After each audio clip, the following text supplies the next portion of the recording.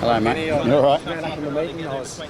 Yeah, look, there's no doubt. I mean, the showdowns are always big, but because we're here at Adelaide Oval and the significance of the first game and everything else, yeah, feels like there's a little bit more on it. It feels like a really big game, obviously, for the week. It's been a long build-up for us, and I'm sure for the Crows. You know, we've had 2 weeks waiting, so yeah, it's a little bit more. I feel a little bit more tension in the game.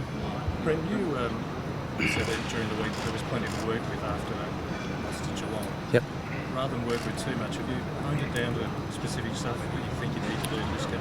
Yeah, we certainly have to respect the way Port Adelaide are playing. You know, this is a really good football team we're up against, and we saw what they did to Carlton, particularly after quarter time, and this is a really good footy side, so we've got to be at our best to beat them. So that's covering off everything, from getting our matchups right, ensuring that their key players don't get off the leash, working out what we do with our stoppages and our structure around stoppages. It's going to be a great battle through the midfield, you'd think, with Lobie versus Jacobs, and then of course the Crows midfield versus Port's midfield looks mouthwatering. So we'll have to be at our best to beat them. In terms of key issues, what do you think was the real ones here? For us, it was structure around stoppages was the area that in the fourth quarter, when the game was there to be won, that we just pretty much played. We didn't go back to what works for us, and that's understanding your role and playing your role.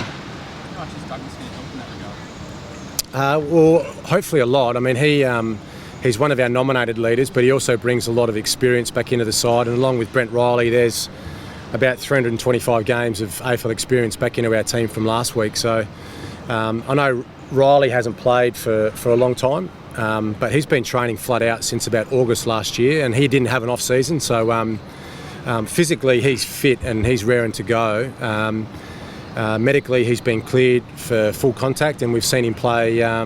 We've seen him play 2 games in the state league, plus the match simulation drills we've done. So we can't get those guys better prepared. And Douglas misses 2 weeks. He wouldn't have lost anything in those 2 weeks. So he'll be a really good inclusion for us as well. In that first trial, you sort of asked Riley, think on the wings and everything like that. No issue with his confidence. No, he's fine now. I just wanted to make sure, particularly with a guy coming back from a shoulder reconstruction, that he didn't put himself in any situations where it could increase the risk of further injury. So, I mean, Kenny and I were both at Geelong when Stephen Motlop first came back from a shoulder reconstruction, did it again. Just wanted to make sure that, just for his own confidence, that we avoided those situations where he put himself under unnecessary risks. But he said to me this week, and we spoke to his surgeon, that shoulder's not going to pop out. They've really wound that tight, so he's certainly ready to play. Those issues of tackling and contested ball get covered over simply because it's a showdown. There is that extra feeling among the players that maybe it does correct itself if it is a mindset. I'm sure Kenny would say the same. We both would be pushing very hard to win contested ball and tackles. There'll be probably two of the most hotly contested KPIs in both coaches' boxes. I think we'll both be looking at those numbers. Geelong beat us in both of those last week, which is one of the reasons why we lost the game. The basics are, if you win contested ball, you should win tackles.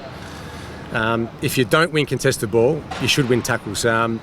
So last week when we lost both was a huge reason why we lost the game. Is the showdown trigger, if it is a mindset issue, did you say you practice in the line? Yep. Does the mindset just click in because it's a showdown, or is that too risky to think that way?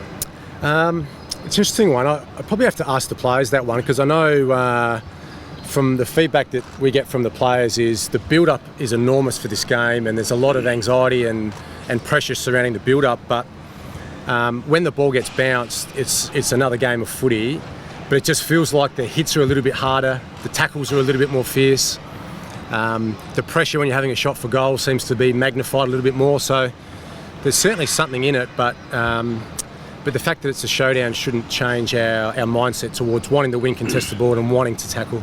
We're talking about those matchups. How much of Wingard are challenging?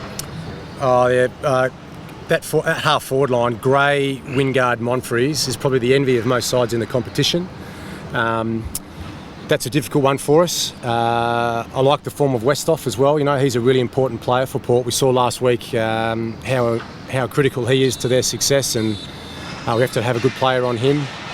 And their midfield too, you know, Boak, Wines, Ebert, you know, Corns just gets the ball every week. So, and of course Jared, you know, Jared Polak's, his game, particularly late last week, was really impressive. So, be a fantastic battle in the midfield. But I've probably named about 12 players there. Dangerfield, Sloan. So where do you think your edge is then? Oh, our edge. Oh, it'll be one in the midfield, and I think every coach would say that in any game you play, the team that gets on top in the midfield, it gives their forwards the better opportunity. I mean, looking in reflection for our round one game, you're not going to beat Geelong if you give them 62 inside 50s. We're not going to beat Port tomorrow night if we give them 62 inside 50s. Our team defence and our ability to win the ball in contest situations needs to be at its peak, at its best tomorrow. Brenton, their finishes have been amazing the last 4 months or so. How do you address that so Yeah, it's a really good question because this is a fit side, and you know Ken said in his press conference post game that you've got to pick runners against Port because. Or at any time they can embarrass you with their ability to get outside the contest, and even the way they recruited, you know, with Polak and White, they've just brought more speed and run into their team. So we just got to stop the ball getting out to those guys. We can't make it an open running game, you know. We can't make it a game of basketball almost where it's just turnover down one end, turnover down the other end, because Port probably wins that game against any team, let alone us. So we'll have to make sure that we make it a contest, keep it in close. Don't let the ball get outside the contest. How do you address what have been pretty poor starts so far this season, like pre-season and round one? How do you address that? Oh, look, I've had this conversation a few times now. For me, it's about the momentum of the game. It's, you know, our starts haven't been great, our finishes have been strong, but last year there was times where it was the opposite. You know, we had third quarters were issue. I think it's just what you do when you've got your time with the ball, and that's really important to us. Is that we've got to be damaging when we get the ball. We've got to hold up really well defensively when we haven't got the ball, and that's the key message that we have to get right now. If that's in the first 10 minutes that the Crows are coming hard, because they'll have their turn, there's no doubt, and we'll have our turn with the ball at some stage during the game, and it'll ebb and flow a fair bit. It's how we're going to hold up when they've got the ball, I reckon. It's more important to me than, you know, whether it's the first 5 minutes or it's the last 5 minutes. It's about how we strongly defend when we need to. What have you told Cleary considering Carlo not being there? Sorry, What Kelly? have you told Cleary about how to prepare for this game in case Carlo has to withdraw? Oh no, look. Simply, we've got some precautions in place if that was the case. Bobby's situation is a week away. It's not actually tomorrow, so we're not actually panicking too much about that. We're pretty comfortable that won't be the case. But Tommy, as much as anything, has played every game right through our NAB Cup and round one. So for him to have a weekend off and a rest and get him ready, if need be, we're in a pretty comfortable position that he's a young player needing a spell anyhow, and he's a really easy fit back into the side. He's really unlucky to go out. That's the facts. Pretty impressive his debut. Yeah, well, I think his whole pre-season, I've been really impressed with him. He's a player that we have really high hopes for. He's a 193, 194 type player who can really run, and his ball use, either side, left or right foot, is an incredible kick. So, we think he's got a massive future with us, and I think if you're him, you can probably take a little bit away that I've been replaced by the fullback that's been fullback for a long time, and that's probably just what happens in footy sometimes. Ken Brenton's just pretty well told you you're going to be strangled. How are you going to cope? We're going to try hard not to get strangled. Nah, look, Are you comfortable if people do start locking you down? Oh yeah, I mean, look, I make no secret, and Sando's just touched on it. I said after our last final last year that we lost the game because of contested ball. We focused on big time on contested ball over the summer, and we have to be better. In fact, we both know, without any doubt, if you can't win contested ball in football, you lose. And then sometimes you'll dodge a bullet, but more often than not, if it goes against you in a big number, you're in all sorts of trouble. Guys, are there any nerves ahead of the game? Yeah, I know it's another game, but is it expected to be a showdown in Adelaide Oval? Oh yeah, plenty. This is a big week for South Australia. I mean, this is a world-class stadium we've got here now, and even when I played SANFL footy here, and there was 3,000 people here, it felt like it was a great atmosphere, and it still felt like it was loud. Can you imagine when there's 55,000 people here just going crazy in a showdown? I mean, this place is going to be absolutely rocking tomorrow night, and for every showdown.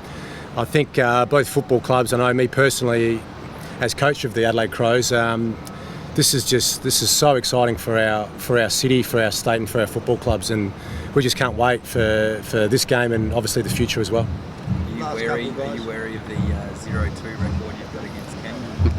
Yeah, I'm 0-2 against Ken and I'm 2-2 against Port is my Showdown record. But no, you guys know that Ken and I have played together, coached together, and now obviously enemies in one of the most bitter rivalries in AFL. So between the 3 hours of the game, we'll be doing our very best to try and outsmart and outwit each other. But at the end of the day, the better side's going to get up and win, and we'll look forward to the week after. Have you got any tricks for each other? Any aces up your sleeve? No, I don't think so. I think he knows what I'm like, and I've got a fair understanding of what he's like. You know what? Sando and I will have very little impact tomorrow night. We'll have very little impact. We're there to control what we've put in place all week. The 44 players that go out there, they are going to be significant, and they are the ones who perhaps are a little bit more on edge than us two. Yep. We've got a job, but we've probably got most of that done. Sando's just come out of his meeting. I've just had my training session. We're pretty much done. It's now over to the boys. Good luck, and as Sando says, may the best team come out on top. Can you have some concerns ahead of round one, especially with clearances? Do you feel like you're on top of that issue? Oh, it's round one, exactly right. Look, I think if you analyse every game, every week, you'll find an area of your game that you're not happy with. That's our jobs. You know, we've got to be critical of areas that we need to improve on, and we just make sure that we work hard on those areas and hope to see a result. But the next one might be another, after tomorrow night, it might be something else that we're looking at and something else we're talking about. The key ingredient there is you don't lose focus on what you've got to do, I reckon 99% of the time. Can I ask both of you? Sorry. Yeah. Both of you, what is par for this ground? Etihad Stadium, a lot of times you have to kick 16, 17 goals to win. Some grounds is very low scoring. What do you expect from this ground? You've played. Well, we don't know. That's the honest truth. We've trained here twice. Port have trained here twice. There might be a Tony Hall pocket, but we don't know that yet. There might be a. I played on Tony Hall. Yeah. There might be somewhere in this ground where it's really impossible to kick a goal from, but neither of us know. I mean, that'll happen over time, but. We probably, I guess, the more both clubs play here, we'll get a feel for the ground. It feels like it's a bit narrower, it looks a little bit longer. There'll probably be one side that both sides prefer to attack from or defend from. So the honest answer is we don't really know until we've played a handful of games here to get a bit of a feel for. I mean, I said to Kenny this morning, this pocket looks really narrow here, but what that means, I'm not sure. But we'll have to just wait and see over time. Want to stay connected with the Crows? Like us on Facebook.